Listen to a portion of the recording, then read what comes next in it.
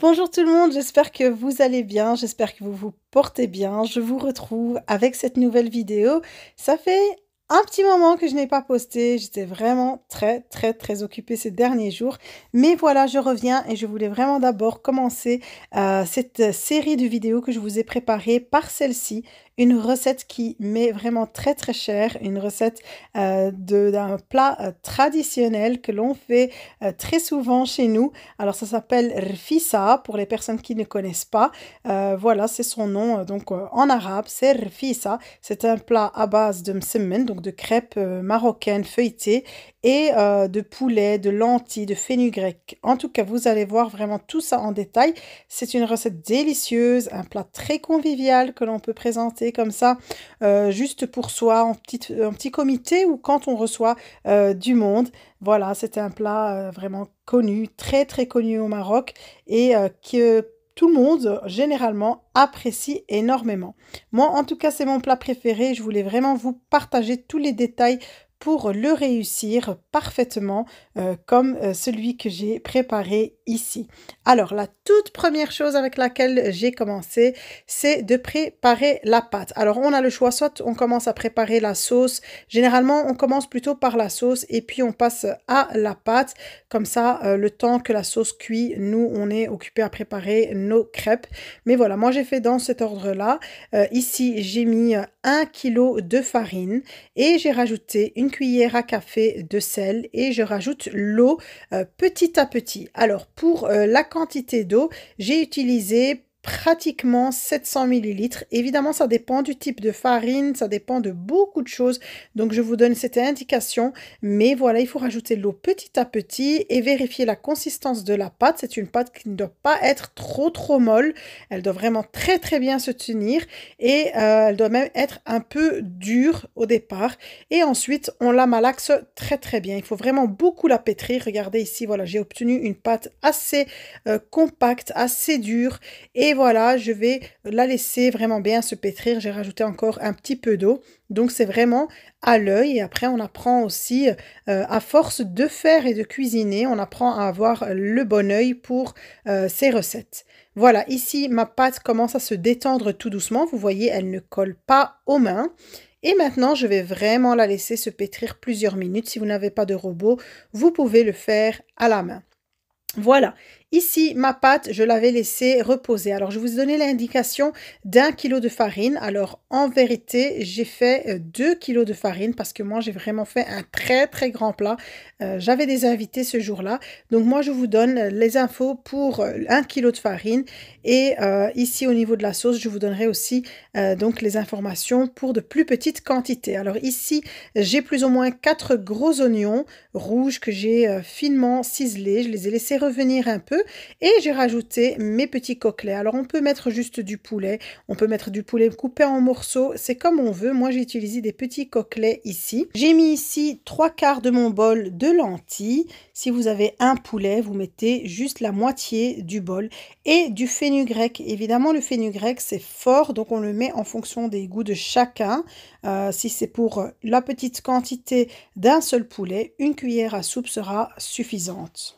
Alors j'ai rajouté un cube bouillon saveur poulet et ici je mets des graines de cresson. Donc en arabe ça s'appelle habbarchad. Vraiment ça ramène un plus. Et, je mets du sel, je mets du poivre. Ça c'est en fonction évidemment des goûts. Pas trop de poivre. 2 cuillères de gingembre. Si c'est pour la petite quantité, vous divisez à chaque fois pour les épices. J'ai mis 2 cuillères de curcuma. Une cuillère à café d'un mélange d'épices qui s'appelle le msekhen. Alors ça c'est le secret pour avoir une délicieuse rfissa. C'est quasi obligatoire. Si vous ne connaissez pas, vous vous rendez chez votre épicier marocain, pardon, et vous lui demandez les épices de msekhen. Alors ici, j'ai mis 2 têtes d'ail, donc entier. Vous pouvez en mettre un seul si c'est pour une petite quantité. On laisse comme ça entier, comme ça, on peut les retirer. Donc pour les personnes qui n'aiment pas trop l'ail, j'ai mis une petite botte de persil et de coriandre. J'ai mis vraiment la pointe de ma cuillère de safran. Mais si vous avez du safran en pistil, du safran pur, c'est vraiment meilleur. Et j'ai mouillé avec 4 litres d'eau et ici je mets 3 à 4 cuillères à soupe d'huile d'olive. Voilà, ici je vais passer donc à ma pâte. Alors moi je l'ai préparée en avance, pourquoi? Pour la simple raison que je voulais vraiment la laisser poser. Regardez la pâte qu'on obtient. Si elle a vraiment été bien pétrie et qu'on l'a mouillée suffisamment, mais pas de trop, on obtient vraiment cette belle pâte bien élastique qui ne se déchire pas. Alors je vais juste façonner des boules. Alors moi je vais faire des boules de taille moyenne, donc plus vous avez une grande poêle et plus vous vous permettez de faire de plus grandes boules. Voilà, une fois que j'aurai tout façonné, je mets à chaque fois un peu d'huile en dessous pour éviter que ça colle sur mon plan de travail. Et ensuite, je vais commencer à étaler une par une. Alors, c'est une méthode très rapide et facile de préparer comme ça le msemen pour l'arfissa. Nous, on appelle ça trid.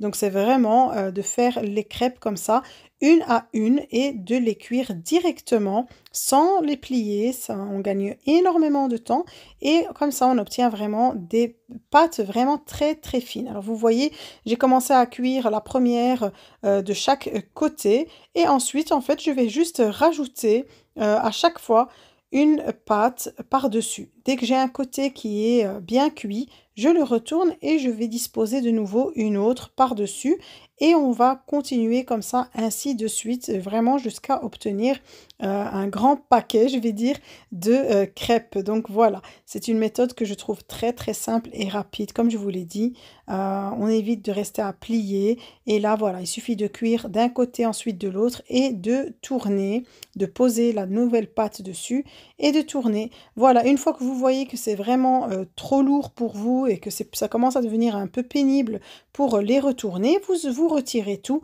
et on recommence à zéro. Voilà, c'est vraiment le fait d'empiler les pâtes l'une sur l'autre. On gagne énormément de temps comme ça. Voilà, comme vous voyez, je vous laisse bien regarder. Là, j'ai vraiment mon paquet de crêpes qui commence à grandir et à s'alourdir petit à petit. Ensuite, je vais le retirer et je vais recommencer pour terminer toute la quantité de pâtes que j'avais. Voilà, ici, donc, je suis à la fin de la cuisson de ma sauce. J'ai vraiment laissé à petit feu cuire tout doucement. J'ai rajouté un peu de beurre rance. Moi, j'aime beaucoup. Je trouve que ça relève bien. Évidemment, l'herfissa, c'est un plat qui est assez relevé, qui est assez fort. Voilà, moi, j'aime beaucoup ces arômes-là. Ici, j'ai commencé à faire bouillir un peu d'amandes pour les griller et les utiliser pour la décoration. Et ici, j'ai cuit quelques œufs de caille. Voilà, ici, je vous montre vraiment les petits paquets de msemen que j'avais réalisés. Voilà, c'est très très fin et je laisse de côté. Ici, je vais juste retirer mes cailles qui ont bien cuit. Évidemment, on vérifie la cuisson. Alors moi, ça m'avait pris plus ou moins 1 heure et demie de temps de cuisson parce que j'avais vraiment baissé le feu, donc ça dépendra évidemment de votre feu. Voilà, j'ai retiré les cailles, je les mets au four pour les griller. Je laisse la sauce se réduire légèrement, pas de trop car on aura vraiment besoin d'avoir toute la sauce. Ici, voilà, j'étais en train de monder juste avant les amandes. Je retire mes petits élastiques de mes cailles et là, je vais griller les amandes. Je mets de l'huile froide sur les amandes directement et je vais les griller jusqu'à obtenir une belle couleur bien dorée. Voilà, j'ai pris des dattes que j'ai dénoyautées.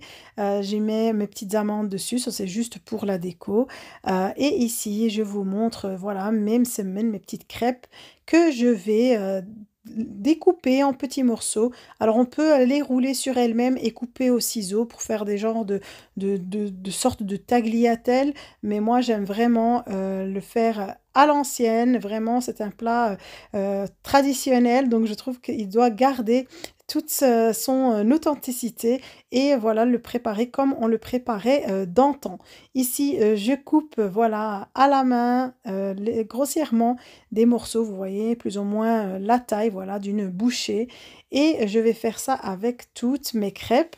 Je mets directement dans mon plat de présentation. Et une fois que j'aurai préparé, que j'aurai fini de couper, pardon, tout ça, je vais me mettre à arroser avec la sauce. Alors pour arroser avec la sauce, pour vraiment que ça atteigne tous les côtés et surtout le bas du plat, donc j'ai partagé en deux mes crêpes. Donc la première partie qui est voilà dans le plat, l'autre partie qui est à côté. Donc je vais commencer par arroser d'abord celle-ci pour bien mettre de la sauce partout, pour ne pas avoir vraiment donc le fond qui soit sec. Et voilà, vous voyez, la sauce a une super belle couleur. Elle est vraiment bien comme il faut. Il faut vraiment faire des cuissons à petit feu et laisser à son aise. C'est tout le secret pour avoir quelque chose un plat qui soit vraiment délicieux au final, avec une bonne sauce qui n'est pas trop réduite, mais qui est quand même assez épaisse. Voilà, ici, donc, je continue de mettre ma sauce par-dessus. J'en mets généreusement. Ça va bien se faire absorber par les crêpes. Et je continue. Donc, vous avez vu les lentilles et les fenugrec qui se prend avec. Ici, mes petites cailles qui ont bien doré au four. Voilà, je les mets tout autour. Je trouve qu'avec les cailles, ça donne bien aussi vraiment au niveau du visuel. Sinon, voilà, on peut mettre un ou plusieurs poulets entiers ou en morceaux, comme je vous ai dit en début de vidéo. Voilà, ici, je récupère dans le fond de ma marmite les lentilles et le fenugrec et je les mets comme ça entre chaque caille et au centre. Je prends mon ail que je mets sur le haut. Alors, nous, on aime beaucoup avec l'ail et oui, ça relève vraiment bien et ça donne du goût. Après, si on ne veut pas le présenter, on le retire simplement. Voilà, pour la déco, évidemment, ça reste en fonction des goûts de chacun et en fonction de ce qu'on a chez soi. J'ai mis ici les dattes fourrées avec les petites amandes grillées et je vais mettre un peu d'amandes sur le plat. Ici, mes œufs de caille que j'ai auxquels j'ai retiré la peau, je les mets comme ça dans un pic en bois et je vais les piquer sur mes cailles. Voilà les amandes comme je vous l'ai dit et c'est la présentation finale de mon plat. Évidemment, on nettoie les bords pour que ce soit tout joli et tout propre. Et voilà, mon plat est terminé. Ça prend un peu de temps, mais vraiment, c'est quelque chose qu'on ne fait pas tous les jours d'abord. Et en plus, c'est un plat qui reste délicieux. En tout cas, moi, j'adore, c'est mon plat préféré. Mes enfants aussi. C'est vraiment un régal. Je vous conseille vraiment de tester la recette si vous n'avez jamais essayé. Vous allez vraiment apprécier la dégustation. En tout cas, j'espère que vous avez apprécié ce partage, que vous avez apprécié ma recette. Si c'est le cas, n'oubliez pas de me le faire savoir en likant la vidéo, en me laissant un petit commentaire. Vous pouvez toujours partager sur vos réseaux sociaux, ça m'aidera à avoir encore plus de visibilité. Et si vous êtes nouveau sur ma chaîne, n'oubliez pas de vous abonner et je vous retrouve très très vite pour une nouvelle vidéo.